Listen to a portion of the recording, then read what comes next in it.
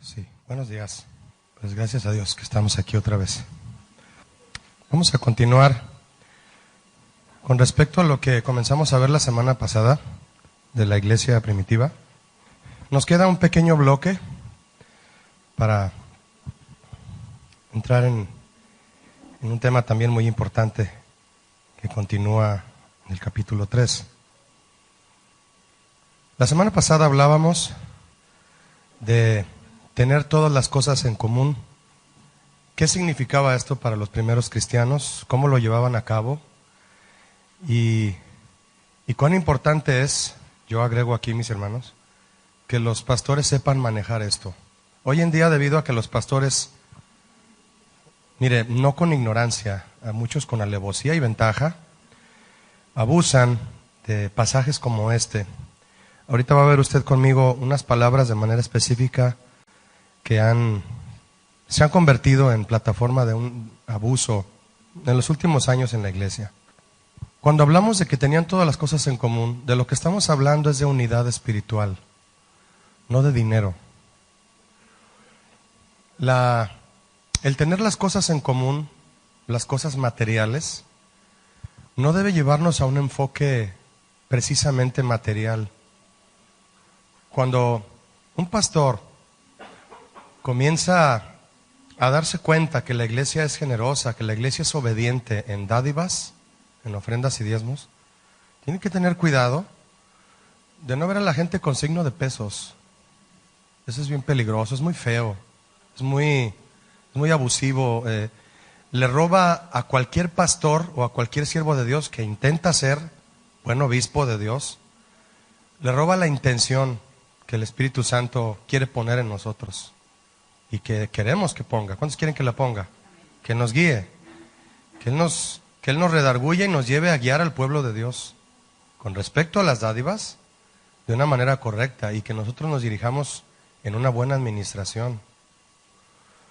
Y en ese sentido, déjeme decirle que yo, al mismo tiempo que he conocido personas que abusaron de ese punto, de la administración financiera de su iglesia, también el Señor me ha llevado a conocer personas que le dan su lugar a las finanzas en la iglesia y a las dádivas que la gente trae. Y ha habido abusos por eso. La iglesia primitiva marcó de manera contundente, mis hermanos, con su carácter, con su manera de comportarse y hacer las cosas respecto a los bienes materiales. Marcaron una pauta que debemos seguir sin miramientos, simplemente copiarla con obediencia, pero tenemos que estudiar cómo ellos desarrollaron esta área tan importante que era las dádivas de la gente en la iglesia. Ninguno de estos cristianos pioneros sintió que lo que tenían les pertenecía, fíjese nada más. Ahora déjeme recordarle que había persecución, ¿sí? Esta persecución generó en los primeros cristianos un espíritu de unidad genuino. Y obviamente un espíritu de unidad que trae el Espíritu Santo. Dice Pablo que debemos estar unidos en la unidad que trae el Espíritu Santo, en el vínculo de esta unidad del Espíritu Santo. Esta era la unidad que hizo a cada cristiano de esta iglesia un eslabón uno con otro, y era una cadena verdadera de amor y de unidad. No sentían que lo que tenían les pertenecía. Llegar a este punto, mis hermanos, Dios nos llama a todos en algún momento a lo que vamos a hacer con lo poco o mucho que todo mundo tenga, ¿no? Por lo tanto, fueron capaces de dar y compartir sin competir. Compartieron, no compitieron. Qué diferente el sentimiento, ¿no? Compartir y no competir, eliminando la pobreza entre ellos. ¿Qué está pasando aquí? Que los que tenían más posición económica dieron a los pobres. Eso era comunismo, pastor, ¿no? No era comunismo, era cristianismo. Pero vamos a examinar de qué manera. ¿De qué manera se distingue este espíritu del dar a una manipulación que el hombre mismo ha creado y que lo ha llevado a cuestiones como lo que sucede en muchos países, ¿no? Cuba es una muestra de ello, otros países en África, etcétera. que los ha llevado al comunismo y a un manejo del dinero manipulado, satánico, gente muriéndose de hambre, gente con una capacidad de crear empresas. Ahí los tienen. No dejarían que un hermano sufriera cuando ellos mismos tenían más de lo necesario. Entonces, debemos aprender de esto nosotros hoy y ver cómo nos sentimos en relación a la mucha o poca pertenencia que tengamos. Debemos adoptar la actitud de que todo lo que tenemos viene de Dios, ¿sí o no? Y solo compartimos lo que ya es de Él. Pero hay que ser sabios en eso, ¿no? Saber cuándo dar, cuándo el Señor nos guía a dar, qué dar, a quién darle. Hay que ser guiados siempre por el Espíritu Santo y no convencidos por alguna doctrina que manipula a los feligreses y les saca el dinero, ¿no? Es la verdad. Yo estuve leyendo esto, mis hermanos, y me di cuenta de la ignorancia intencional que muchos ministros actuales tienen y se siguen aprovechando de la gente, ¿no? Dice el verso 33, estoy en Juan 4. Acuérdense que vimos este bloque de Juan 4 para extender el paréntesis de que tenían las cosas en común. Juan 4:33. Discúlpeme, Hechos. Estaba aquí en la clase de abajo y me quedé con Juan. Hechos 4:33. Hechos 4:33. Y con gran poder los apóstoles daban testimonio de la resurrección del Señor Jesús. Y abundante gracia era sobre ellos. Por favor, me gustaría que usted pensara un momento en qué significa que abundante gracia era sobre ellos. ¿Por qué? ¿De dónde viene esa gracia? Es decir, ¿ellos tenían carisma para predicar? ¿Eso significa que abundante gracia había sobre ellos? No, porque puede haber un predicador con mucho carisma que se gana a la gente. Pero otra cosa es que un predicador tenga la gracia de Dios sobre él. ¿Por qué Dios va a derramar su gracia sobre un predicador? Porque daban el testimonio correcto. Hablaban de la resurrección de Cristo. Debido a que todo era enfocado en Cristo, la gracia que venía sobre Pedro y los apóstoles venía de Dios. Es como cuando decimos, oye, ese predicador tiene mucha gracia para predicar. Sí, pero ¿te refieres a carisma, a elocuencia? ¿O te refieres a la gracia de Dios de que estudió, se preparó y está hablando el Evangelio? ¿A qué te refieres? Mucha gente confunde, mis hermanos, gracia de Dios con carisma personal. Tenga cuidado con eso. Y al aceptar el carisma personal como el gancho para escuchar a esa persona, le hacen caso en todo lo que predica. Y de ahí las desviaciones. Me llamó mucho la atención cuando dice, y abundante gracia era sobre todos ellos. Porque predicaban la resurrección de Cristo. Así que no había entre ellos ningún necesitado. Fíjese lo que viene después. 33 habla de la gracia de ellos por predicar la verdad y enseguida menciona el complemento en que la iglesia se encontraba en necesidad y Dios lo estaba supliendo. No había entre ellos ningún necesitado, porque todo lo que poseían, heredades, casas, las vendían y traían el precio de lo vendido y lo ponían a los pies de los apóstoles. Hemos visto este cuadro en algunas veces en la actualidad, sí, pero ¿con qué intención? ¿Con qué base doctrinal lo ponen muchos predicadores? Aquí a los pies, ¿verdad? Y sigue sucediendo, mis hermanos. ¿Usted cree que esto ya fue de hace 15, 20 años? Sigue sucediendo en iglesias en México. Usted tiene algo para el Señor, trae la factura de su carro, tráigalo aquí a los pies del Señor. ¿Cuál Señor? El Señor que está predicando ahí, ¿verdad? Todavía. Yo platicaba con el pastor Daniel Rubalcaba hace unos meses y me decía cómo es que una iglesia vecina de donde el Señor lo puso a él, allá en México, todavía cometen este tipo de cuestiones. De invitar a la gente a traer cosas de sus bienes y poner pretextos de para qué son. Fíjese, dice el 35, y lo ponían a los pies de los apóstoles. ¿Qué significa esto? Lo rendían al Señor porque sabían que eran siervos de Dios, que lo iban a administrar bien. Y se repartía a cada uno según su necesidad. ¿Qué es lo que deseaban? Que nadie estuviera necesitado. La iglesia primitiva entonces, mis hermanos, tuvo la necesidad, escúchenme, la necesidad de compartir posesiones y propiedades como resultado de la unidad que les dio el Espíritu Santo. Ahora, esta situación fue local. Yo no estoy hablando que todo pastor debe predicar a la iglesia, que toda la iglesia debe de vender sus propiedades, los que tengan, y traer todo el dinero a la iglesia lo va a administrar y va a decir, ¿quién es pobre? ¿Quién no tiene trabajo? Toma tanto, toma tanto. No, lo vamos a ver en un momento cómo se interpreta todo esto. Era una situación local. De lo que estamos hablando que sí es general, no local, es que la guía del Espíritu Santo lleva a cada uno a hacer lo que debe hacer en esa guía. De venir con el pastor y decirle, pastor, Dios me habló y quiero dar esto. Dios me habló y quiero hacer esto, quiero ir acá, Dios me lo dijo. O sea, no persuadir. Le dice la Biblia que cada uno dé conforme lo propuso en su corazón. Es decir, en el arreglo que tú tuviste con Dios, de que Él te habló, de que tú estás siendo administrado, siendo obediente, así es como se deben dar las cuestiones financieras de la iglesia, de la gente de la iglesia hacia la iglesia. Compartieron sus propiedades, discúlpeme, como resultado de la unidad que les trajo el Espíritu Santo, y esto obraba en las vidas de los creyentes y por medio de ellos. Esto no es comunismo.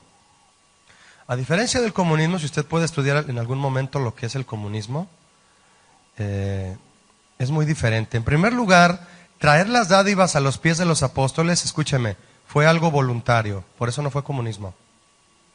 El comunismo es obligatorio. Esto fue voluntario. ¿Entendemos eso? Fíjese, en 3 puntos sencillos que le voy a compartir, nos vamos a dar cuenta que no era el comunismo que el hombre ha creado y con el que se han gobernado algunos países en nuestro planeta, y salen mal las cosas. La gente de esos países se quieren ir de ahí. Se quieren ir de ahí. Venezuela está pasando por una transición de gobierno en la que están sufriendo ellos. De haber tenido ellos un gobierno que les permitía generar un negocio propio con tu trabajo. Empiezas desde cero, pones tu negocio, el Señor te bendice el fruto de tu trabajo y tienes una empresa, tienes trabajadores. De un momento a otro empezar a incautar, empezar a decomisar, a quitar para repartir mejor entre todos. Bueno, pues quieren ver el mismo cuadro de Cuba en muchos países. Yo estuve en Cuba, no sé si usted ha ido o conoce algo de su historia. Es terrible estar entre las calles de Cuba, se siente la opresión, hermano. Se siente que así como yo no puedo hacer nada aquí. Me están vigilando, no hay internet, no hay trabajo. Si quiero esto, es lo que voy a ir al gobierno y es lo que me van a dar, un costal de arroz y uno de frijoles. No puedo yo trabajar para producir y no solamente dar a mi familia, sino también repartir. Yo no estoy hablando de que el capitalismo es mejor que el comunismo, yo no estoy hablando de política. Estoy hablando de la capacidad que Dios da a cada quien de producir y de bendecir económicamente para aportar lo que puede hacer por su talento a las personas que le rodean, ¿no? Entonces, fue algo voluntario, no fue obligatorio. Entonces, no fue comunismo. Número 2, esto de dar las cosas, de dar las propiedades, venderlas y darlo, no involucró todas las propiedades privadas, sino solo las que se necesitaba. Y hay gobiernos que te quitan todo. No involucró todas, solo lo que se necesitaba, es decir, lo que Dios guió a dar. Y número 3, no era un requisito para ser miembro de la iglesia. Si quieres ser miembro de esta iglesia, tienes que venir a dar. Espérame, primero enséñame tú. Yo quiero recibir la palabra de Dios. Y voy a dar y ofrendar conforme la palabra me enseña. Enséñame a ofrendar y diezmar. No me despeluques. Le dirías al pastor, no, usted no me va a despelucar, usted me va a enseñar cómo se diezma y se ofrenda a partir de cómo lo enseña la Biblia.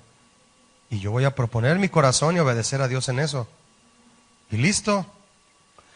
Mis hermanos, la unidad espiritual y la generosidad de estos primeros cristianos atrajo a otros. Los atrajo a muchos otros. Esta forma de organización no es un mandato bíblico, pero ofrece principios vitales que podemos seguir. ¿Qué es lo que no es un mandato bíblico? Que la gente en la iglesia venda sus posesiones, sus propiedades y lo traiga a los pies de los pastores. Eso no es un mandato bíblico. Que no te engañen, que no te digan, que no te cuenten. Y si tú ya lo sabes y lo estás estudiando, lo estás comprobando en la palabra de Dios, a la hora que tú tengas la oportunidad de enseñarlo, de compartirlo con alguien que está siendo engañado en este tipo de áreas, tienes que hablarlo. Tienes que decirle, a ti te están engañando en esa iglesia. Yo no me voy a detener para decírtelo, ¿verdad? Así como Juan el Bautista. Él no se detuvo, ¿verdad? ¿Qué les dijo a los fariseos? Generación de víboras. Ay Dios, ¿verdad? ¿Creen que porque son fariseos y descendientes de cierta tribu de Israel ya son salvos? Eso les dio a entender. No. ¿Creen que por eso no van a sufrir la ira venidera? No, eso les decía Juan el Bautista, ¿no? Es decir, la verdad como debe de ser. Lastima, hiere, pega fuerte, pero trae vida. Dice el 36, estoy en Hechos 4. Entonces José, a quien los apóstoles pusieron por sobrenombre Bernabé, que traducido es hijo de consolación, él era levita, pero nacido en Chipre, como tenía una heredad, es decir, sus padres le habían dejado una tierra, la vendió y trajo el precio y lo puso a los pies de los apóstoles. Obediente Bernabé, porque él quería formar parte de esa iglesia. ¿Qué convenció a Bernabé, mis hermanos, que vendiera su propiedad y la trajera a la iglesia? La persuasión de Pedro de que la iglesia necesita dinero, hermanos. Y ya tienes tu cálculo acá de lo que vas a comprar con ese dinero, ¿no? No fue la persuasión de Pedro en cuanto al dinero. Bernabé se convenció por sí solo de la necesidad económica por haber recibido el evangelio. Cuando tú predicas el verdadero evangelio, la gente escucha la voz de Dios de lo que debe de hacer con sus dádivas. Ningún pastor, su trabajo es convencer a la gente en cuanto a las dádivas. Es convencerlos de arrepentirse de sus pecados, de llevar una vida piadosa en santidad. En esa enseñanza de la vida piadosa y de santidad, el Espíritu Santo redarguye, habla a la gente para que den lo que tengan que dar. A mí no me corresponde como pastor estar persuadiendo a la gente a dar dinero. Los tengo que persuadir a que se arrepientan de sus pecados a través de la enseñanza de la palabra, cómo vivir una vida en santidad. Eso es de lo que debemos hablar, mis hermanos. Por eso cuando tú sepas de alguien que está siendo engañado en una iglesia donde solo le sacan el dinero, no lo puedo decir de otra manera, háblales. Déjales la piedra en el zapato. Si se molestan, no importa. ¿Sabes qué? Te voy a decir la verdad. Ahí solo te están sacando el dinero. No te hablan de la verdad. No hay una transformación de tu entendimiento, como dice Romanos 12, porque no estás recibiendo la palabra. Romanos 12 dice, no te conformes a este siglo, sino transfórmate, sé transformado por medio de la renovación de tu entendimiento. ¿Cómo vas a ser renovado de tu entendimiento si no recibes la enseñanza fiel de la palabra de Dios? No vas a conocer, dice Romanos 12 ahí, la buena, agradable y perfecta voluntad de Dios. No la vas a conocer. ¿Piensas que estar dando dinero a esa iglesia es la buena, agradable y perfecta voluntad de Dios? No lo es. Te están engañando. ¿A cuánta gente, mis hermanos, en los 18 años que tengo en esta iglesia, no he escuchado venir con ese testimonio? Pastor, yo vengo de una iglesia donde esto y esto y esto y esto. ¿Qué? Dinero, dinero, dinero. Mi esposo ya no quiere ir a ninguna iglesia porque lo convencieron de lo que tenía que dar, lo dio todo, hasta un oro que tenía guardado, un bonche de oro, perdóneme la expresión, todo le sacaron. Ya no quiere saber de ninguna iglesia cristiana. Así me dijo la hermana. ¿Y usted sí, hermano? No, yo sí. Estuve escuchando por internet, hay muchos testimonios así, y venimos, pero mi esposo va a estar difícil convencerlo. Son unos charlatanes los pastores para él. ¿Imagina? Se convierten en embajadores del evangelio tergiversado, ese tipo de pastores. Que Dios tenga misericordia, ¿verdad? Como la tiene de nosotros. Bernabé era respetado como líder de la iglesia, José, que le decían Bernabé. Levita de nacimiento, miembro de la tribu judía, levita, que cumplía deberes en el templo. Es decir, atendió su llamado como levita, como siervo en el templo, Bernabé. Su familia se mudó a Chipre. De ahí que él no servía en el templo. Pero viajó con Pablo y en su primer viaje misionero, hizo cosas sobresalientes, ¿no? El capítulo 13 de Hechos habla más de Bernabé por si usted lo quiere saber. Voy a regresar a Hechos 2 para continuar el final de la iglesia primitiva y su testimonio. Hechos 2:46 dice, y perseverando unánimes cada día en el templo, y partiendo el pan en las casas, comían juntos con alegría y sencillez de corazón. Note usted aquí dos cosas, mi hermano. ¿Dónde se reunían y eran perseverantes? ¿En dónde? En el templo. Note esto, Pero también se reunían en las casas. ¿Ya vio que aquí hay templo y casas?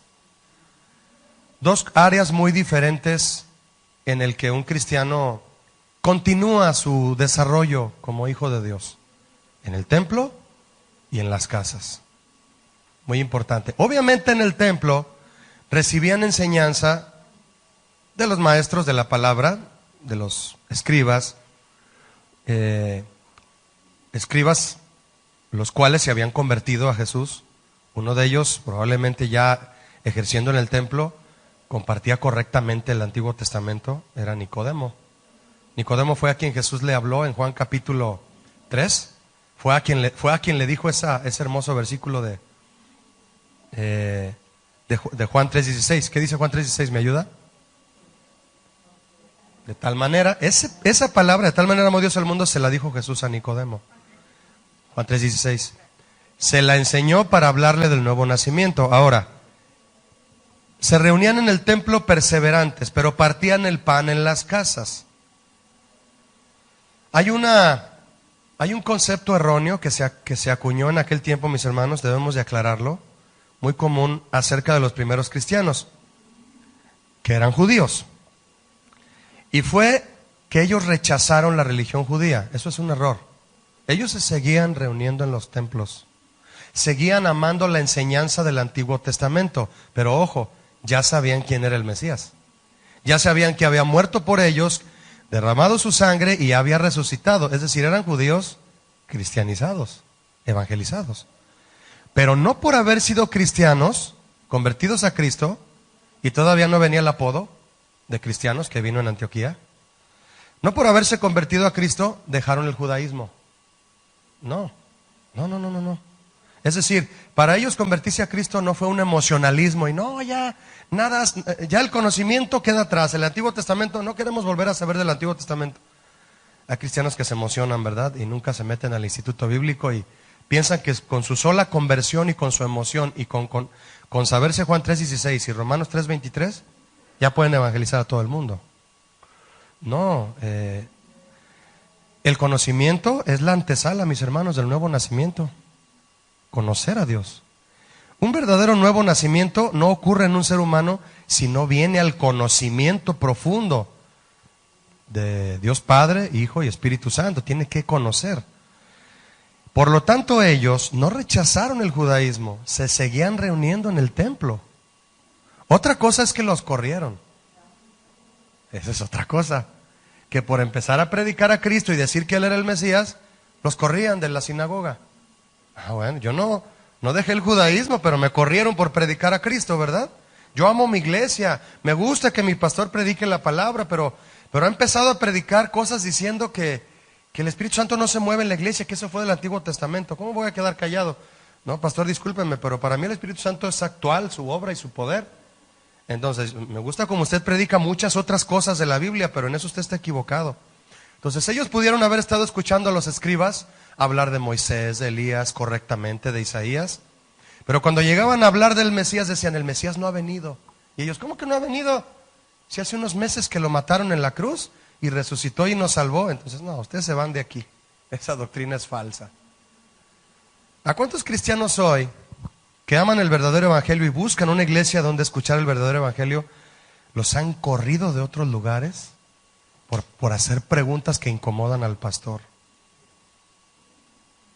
A ver, pastor, ¿por qué esto y esto? No, usted no me debe preguntar porque aquí las cosas son... No, pues no. El pastor se defiende en vez de aceptar errores, porque ya lleva una carrera recorrida. Entonces no lo olvide, iban al templo, pero los corrieron por hablar, por decirle a los escribas, ese Mesías de que tú hablas que va a venir, ya vino, ya nos tocó a nosotros, ya nos llenó de su Espíritu Santo, ya. Eso empezó a causar controversia y terminaron lo que hacían en las casas de partir el pan y compartir el alimento, ahí empezaron a predicar la palabra. Las famosas células que nosotros llamamos, ¿verdad? Como les decía yo el jueves pasado, que una iglesia comienza en una casa, ya no en un templo. Ya no. Jesús dijo, derriben este templo y yo lo construiré en 3 días. ¿Qué estaba diciendo? Haré un templo de cada corazón de quien me siga. Ya no va a haber templos hechos de manos de piedra. Cada uno de ustedes será templo de mi Espíritu Santo. Y debido a eso y que lo estaban comenzando a entender, Pablo fue quien lo explicó más ampliamente a los corintios, que no sabéis que vosotros sois templos del Espíritu Santo.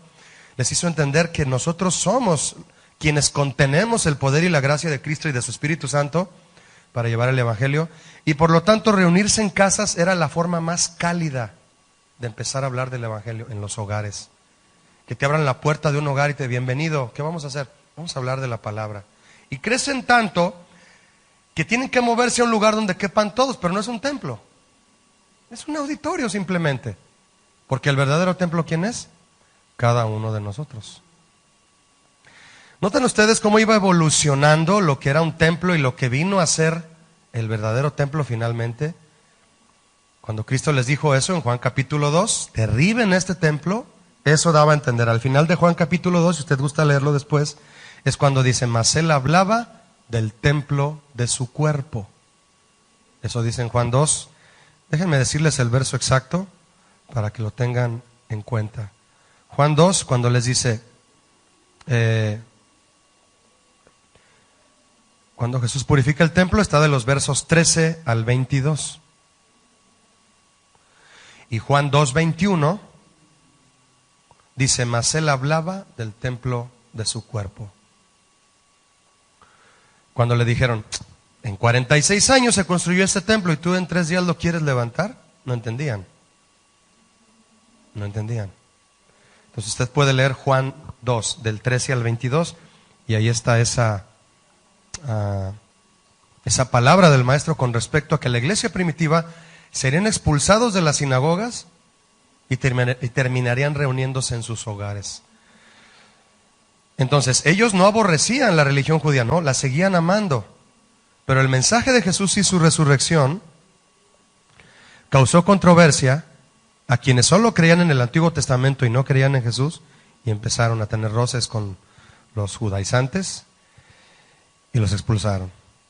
Los judíos creyentes al principio, entonces, no se separaron del resto de la comunidad. Asistían al templo a seguir atendiendo la instrucción y la palabra de Dios.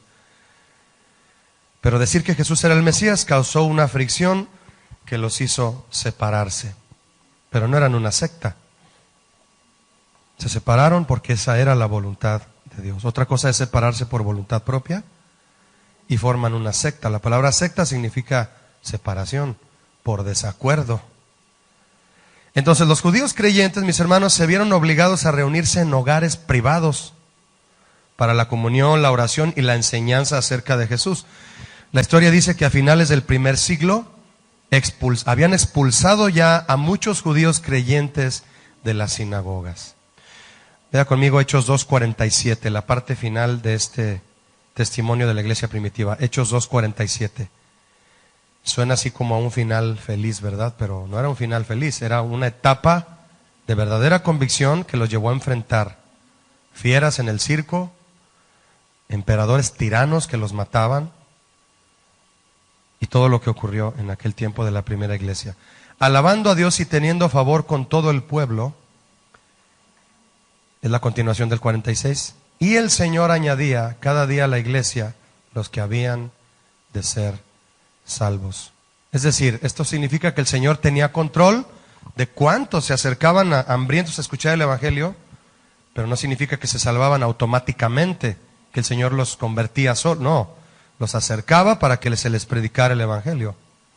Dios los acercaba y los apóstoles no perdían oportunidad para enseñar. Si a ti el Señor te acerca a una persona para que le hables, no debes perder, mi hermano, la oportunidad de hablarle. No la pierdas. Puede ser un compañero de trabajo, puede ser tu vecina que siempre se te acerca a sacar plática. Invítala a la iglesia, invítalo a la iglesia, dile, oye, te invito a la iglesia. ¿Y qué hacen en esa iglesia? Estamos hablando de evangelismo puro, mis hermanos. De que la iglesia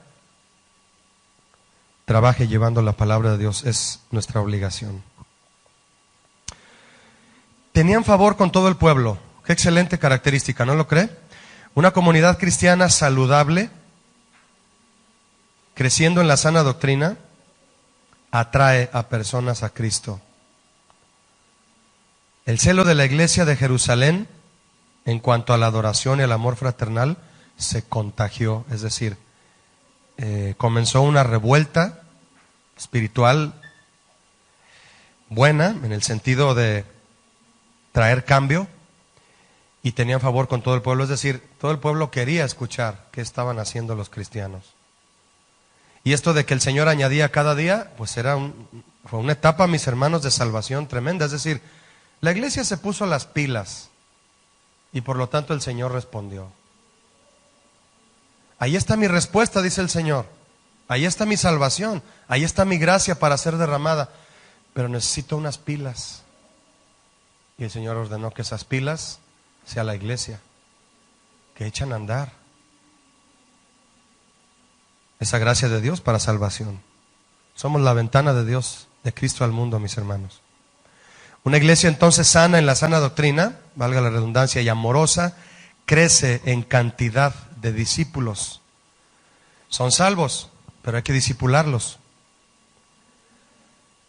Entonces, mis hermanos, este es el reto. ¿Qué estamos haciendo para que la iglesia sea el tipo, la clase de lugar que atrae a otros a Cristo? Usted y yo somos responsables de eso.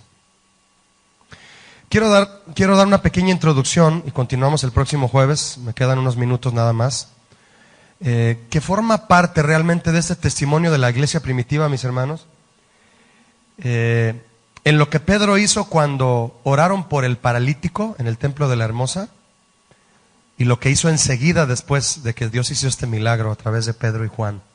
Usted sabe, lo puede leer en Hechos 3, lo puede leer en el espacio que tiene el pasaje del versículo 1 al versículo 10. Usted conoce este milagro. Un cojo en la puerta del templo, llamado La Hermosa, que pedía limosna a quienes entraban al templo.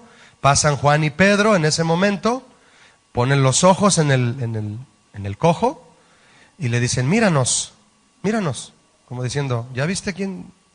No tengo plata, no tengo dinero, pero lo que tengo te doy. En el nombre de Jesús de Nazaret, levántate y anda. Muy importante detalle, mis hermanos, que le dijeron levántate y anda, pero lo tomaron de la mano. ¿Nota usted eso? Usted le habla a alguien de Cristo, pero tiene que discipularle. Tiene que ver por su crecimiento. Usted invita a una persona y le dice, ¿sí te gustó la iglesia? Sí, oye, sí me gustó. Te invito el próximo domingo. Es más, mira, te invito a una célula donde estamos leyendo Salmos y Proverbios cada miércoles. Empiezas a alimentarlo. Ellos le dieron la mano derecha. Lo tomaron por la mano derecha, al cojo y le ayudaron a levantarse. Lo afirmaron en sus pies. Es decir, le ayudaron a estar de pie, a caminar, y en sus tobillos. Él se puso a saltar de gusto y de alegría, ¿no? Exaltando al Señor, pero fue trabajo de los discípulos traerle la sanidad y ayudarle a levantarse y reconocer que era Dios quien lo había sanado, porque el cojo se puso a alabar a Dios, lo cual habla de que él tenía conocimiento que era Dios quien lo había sanado. Y todo el pueblo vio andar y alabar a Dios a este cojo. Bien, historia hermosa, ¿no? Experiencia de Pedro y de Juan. A partir del verso 11, mi hermano, usted puede leer, y hasta el versículo 26, 11 al 26, el discurso de Pedro en el pórtico de Salomón. Escúcheme, fue un discurso que él dio a partir de la sanidad de este cojo. La sanidad del cojo fue el punto de partida para hablar del evangelio. ¿Quién sanó a este cojo? ¿Qué propósito tenían ellos con haber orado por el cojo y levantarlo? El propósito no fue hacer una campaña de sanidad. Hablar de la salvación. Son dos cosas muy diferentes, ¿sabía usted? Yo estuve, siendo muy joven, ya hacía mis pininos en el piano y dirigía alabanza en campañas de sanidad a las que me invitaban. Y yo tengo el recuerdo perfecto de que después de la alabanza era solo orar por los enfermos.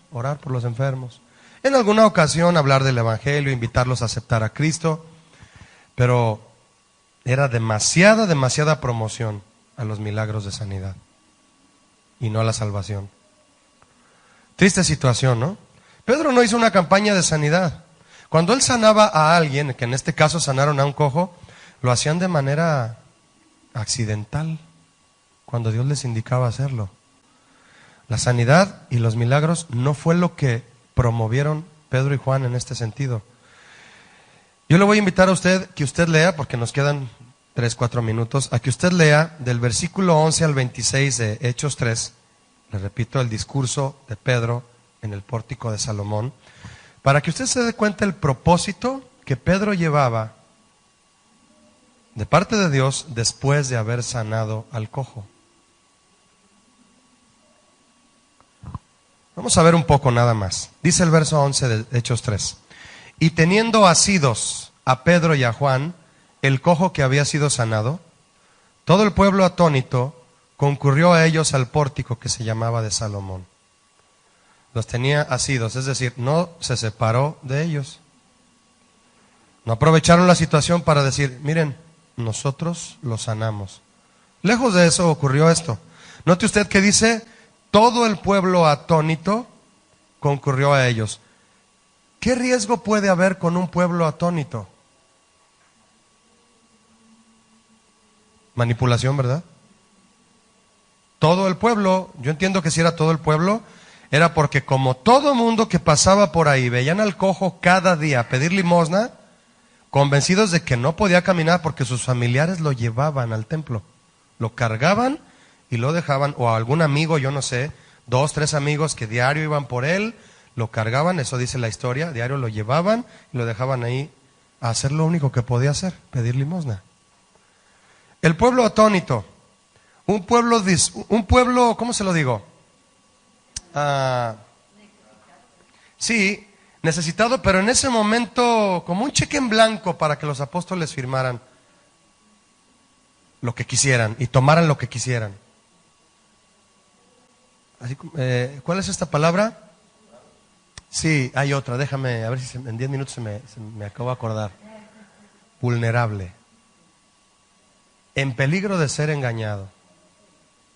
Acerquen a sus enfermos, acerquen a sus paralíticos, acerquen a sus enfermos. No, mis hermanos, Pedro no hizo eso, ni siquiera volvió a orar por otro enfermo. Comenzó a predicarles que todavía tenían oportunidad de salvación. Eso comenzó a hacer. Dios seguía ofreciendo la oportunidad de creer y aceptar a Jesús como el Mesías y Señor. Aquí lo que hubo fue un despliegue de misericordia de Dios para salvación, mis hermanos, no para sanidad. ¿Se imaginan el montón de gente cerca de Pedro? Oye, mi hermana está ahí, Pedro. Espérenme, no. Ahorita eso no. Si Dios lo dice más adelante, ya veremos, porque sí hubo más milagros. Hubo gente que sabía que Pedro había orado por este cojo y había sanado, y obviamente se le acercaban con más enfermos. Pedro no se desubicó. Este despliegue de misericordia era para salvación, no principalmente para sanidad. Y se originó una oportunidad de evangelizar antes que de sanidad. Debemos aprovechar, mis hermanos, siempre cada situación de oportunidad que Dios propicia ante nosotros para hablar de Cristo como Pedro lo hizo. Ve al verso 12, por favor. Viendo esto, Pedro, ¿qué vio? ¿Al cojo sanado? No, al pueblo atónito. Quiero que ustedes se imaginen un momento lo que pasó por la mente de Pedro. Vio al pueblo y dijo, ¿qué voy a hacer con este pueblo? Hoy muchos toman la decisión incorrecta, ¿cierto o no? ¿Qué voy a hacer con esta gente? Ahorita sacamos la ofrenda. Ahorita sacamos para... Respondió al pueblo, varones israelitas, ¿por qué os maravilláis de esto? Es decir, ¿esto les causa maravilla? Ver a un cojo levantarse les causa maravilla, y les empieza a hablar de la verdadera maravilla. Cristo crucificado y resucitado. Esa sí es maravilla, que Él resucitó. ¿O por qué ponéis los ojos en nosotros? ¿Ya vio, mi hermano? ¿Quién lee esto hoy en día? De todo el montón de hombres, que Dios tenga misericordia de ellos, siempre lo voy a decir, como la ha tenido de nosotros y la sigue teniendo. No es por enjuiciar, es por decirle a la gente, tengan cuidado. O si tú ves venir un lobo, ¿no le vas a decir a la oveja? ¿Sí o no le va a usted a decir? Da impotencia, ¿no? Ver que mucha gente es engañada. Dice, como si por nuestro poder o piedad hubiésemos hecho andar a este. ¿Quién nos está? ¿Se imagina el abucheo?